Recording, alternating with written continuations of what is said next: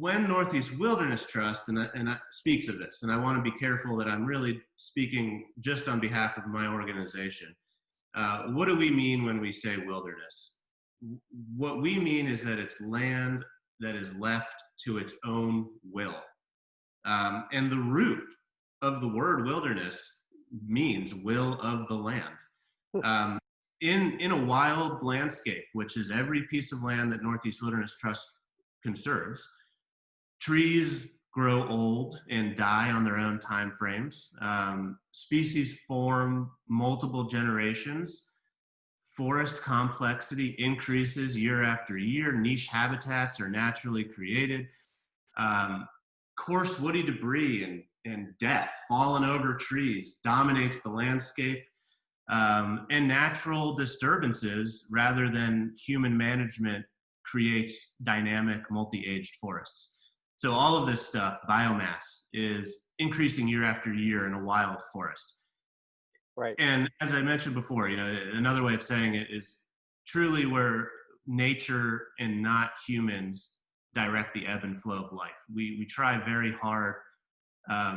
Perfection is not what we're going for, but to our best ability, we try to just let nature do its thing. And biodiversity and wilderness are two very interconnected concepts that are often misunderstood, especially in the context of New England. And I want to just talk about what that means and how we approach biodiversity and why it's so linked to the concept of forever wild conservation and stepping back.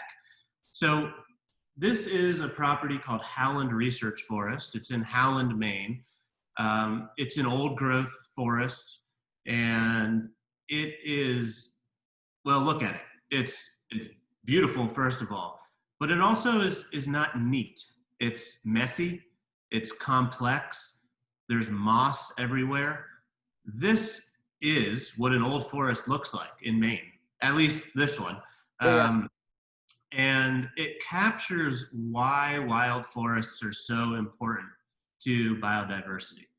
So look at the tip-ups and the moss covering the forest floor, the lichen that's all over, the fallen trees and the cavities that they create.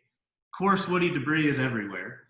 And this mosaic of old trees and young trees, life and death, the complexity is not only beautiful, but it is what creates resilience and harbors biodiversity. This looks very, very different than a managed forest. This is what happens when you just let it go. This is what nature wants to do with our New England forests. And I think it's a really beautiful thing. Yeah. Right. And including maintaining all the functions and balance and all the species we don't fully understand, appreciate, or even know about. This is the environment that they can thrive in. Yeah. Well, and I like your emphasis there on, the complex structure of a wild wood. Obviously you're aware that there's a lot of conversation, partly because of climate change, but for all sorts of, I would say two main factors: climate change and invasive species have really, so a lot of people talk about, if we want a strong, healthy ecology, it may take more intervention in human management than we're used to thinking of. But I think that the people can get confused by some of those issues, and that it's really important to first understand that you're talking about a place filled with species with lots of complex interactions, including, you're not cleaning it up like you would your garden. All of that interacting biomass needs to be left to do its complex things. Absolutely. And one of the words that I use a lot, and it has exactly to do with what you just said, is wilderness conservation is an act of humility.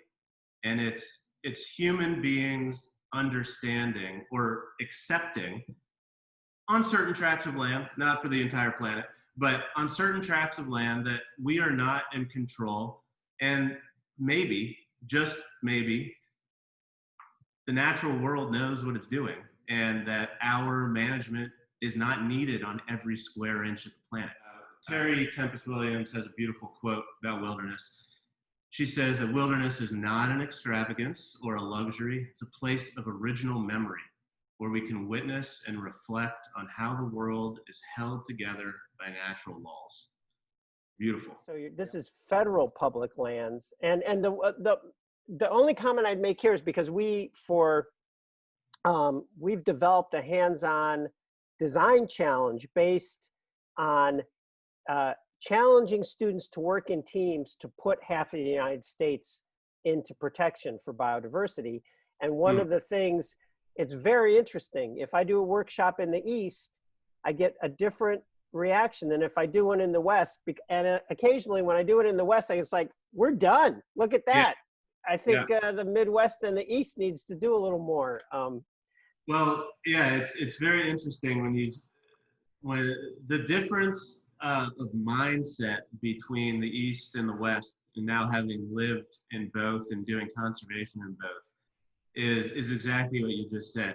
I'll point out, if you look at Colorado on this map, and in the very, very southwest, amongst all of that red is a narrow band of white. Yep, see it. That's the private land that makes up Montezuma and Dolores counties where I used to live. And people, I'm not criticizing at all, but people say exactly, sorry about that. People say exactly what you just said. Like 70% of our county is already public land. What more do you want us to do? And here in Vermont, it's the polar opposite, where everything is private land except for a few of our national forests here. The federal government, the United States government, owns about 640 million acres of land across the United States. Clearly, most of that is in the western U.S. and Alaska. Yep. And let's see. So that's 28% of the United States. Wow. Land mass is owned by the federal government. And the figure I got, and I hope it's correct, is that the United States is 2.27 billion acres. Mm-hmm. So when people think of our national forest land, our BLM land, they often think, oh, that's public land and it's conserved. But it's a little more nuanced than that. Much of our public lands are open to road development, resource extraction, cattle grazing.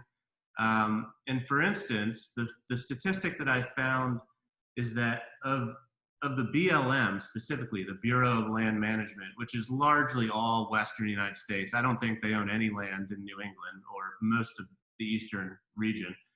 90% of land that BLM owns is leased to oil and gas companies. Right. And of that 90%, 35% of it is actively being used for oil and gas production. So getting back to that question on my slide to you is, where does that half come in?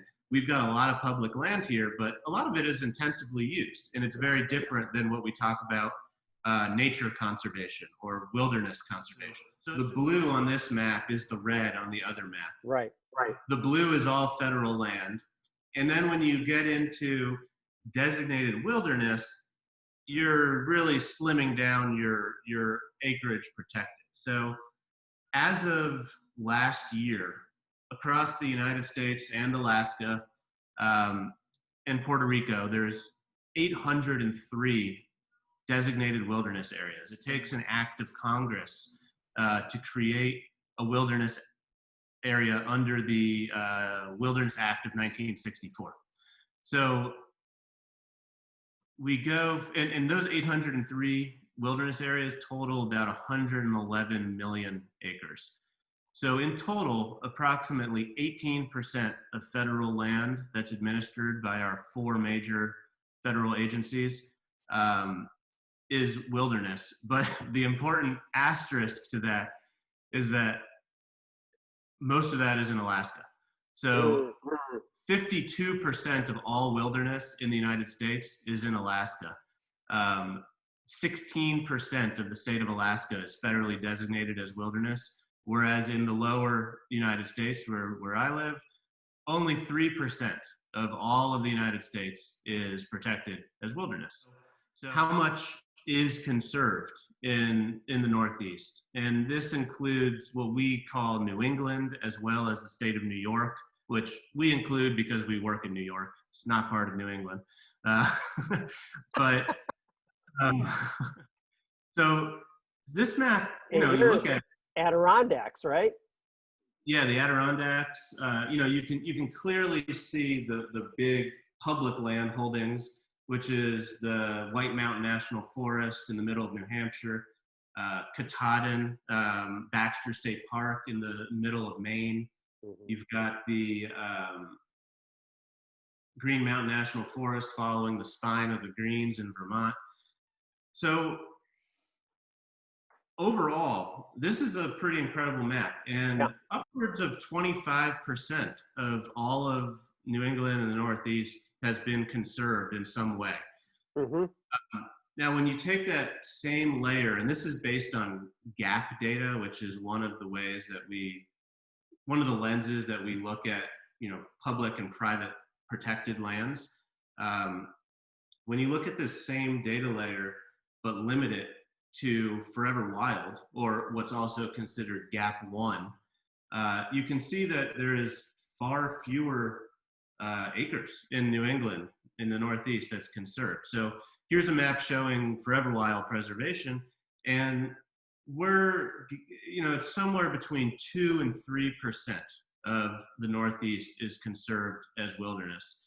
And you can see that most of that is in the Adirondacks.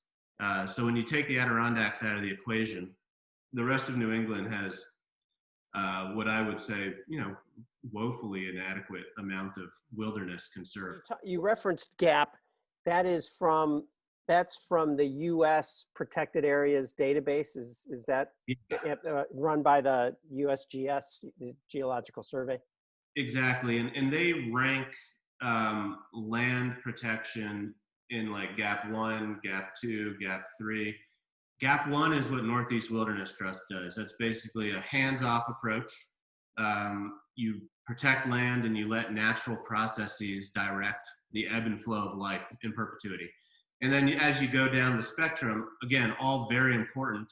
You know, Gap 3, for instance, may be conserved, but open to logging practices or something along those lines. Right. So it's kind of the different variables that go into how a piece of land is conserved and what it looks like on the ground from a management perspective. Beautiful, hopeful. You know, this is the kind of vision that keeps me going day after day. You know, the 100 acres here, the 100 acres there, 1,000 acres there that we're conserving, they are the seeds of a future more hopeful and resilient natural world and human world in my mind. So I love this quote by Mary Bird Davis, and I hope it resonates with some of the people watching this now.